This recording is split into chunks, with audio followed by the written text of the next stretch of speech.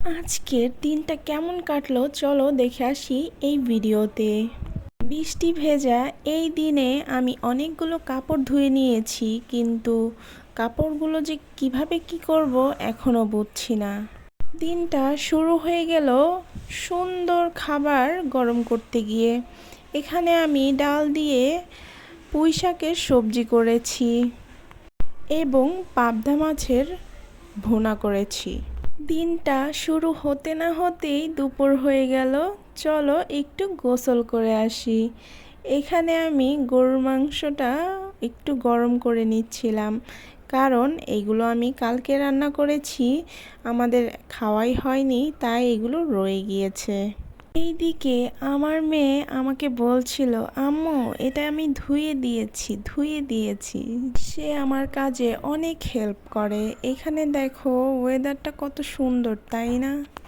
এত সুন্দর ওয়েদারের মাঝেও আবার বৃষ্টি চলে আসবে, দেখতে থাকো।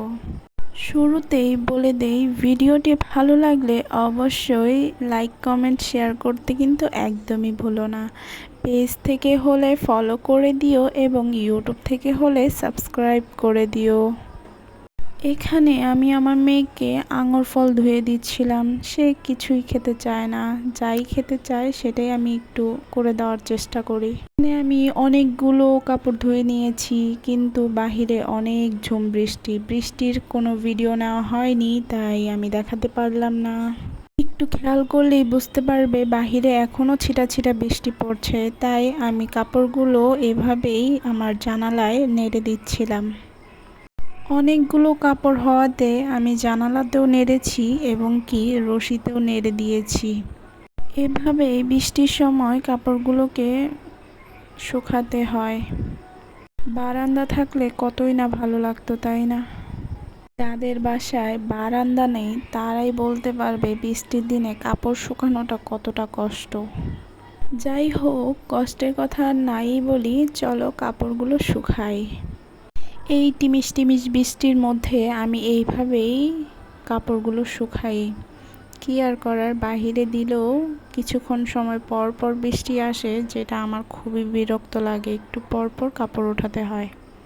তবে রোদ উঠলে আমি বাহিরেই কাপড়গুলো দিয়ে দিই। বাহিরে দিলে খুব দ্রুত কাপড়গুলো শুকিয়ে যায়, আর ঘরের ভিতরে খুব সময় লেগে যায়।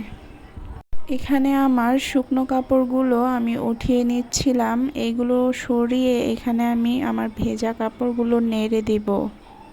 কাপড় নাড়ার সময় আমি এই হ্যাঙ্গারগুলো ইউজ করি। এগুলো ইউজ করলে অনেকটা জায়গা বেঁচে যায়, যার কারণে আমি এই হ্যাঙ্গারে দিয়ে কাপড়টা শুকানোর চেষ্টা করি। আর হ্যাঙ্গারে দিলেও সম্পূর্ণ কাপড়টা সুন্দর মেলে থাকে, যার কারণে দ্রুত শুকিয়ে যায়। যাই হোক, যাদের বাসায় বারান্দা নেই তারা কিভাবে কাপড় শুকাও কমেন্টে কিন্তু জানিয়ে যেতে পারো। এই তো দেখতে পাচ্ছ আমি সবগুলো কাপড় এইভাবেই শুকাতে দিয়ে দিয়েছি। ভিডিওটি ভালো লাগলে ফলো সাবস্ক্রাইব করতে কিন্তু একদমই ভুলো না। এইদিকে দেখো বৃষ্টি হয়েছিল, রাস্তাটা অনেক কাদা হয়ে আছে। বাই বাই, ভালো থেকো।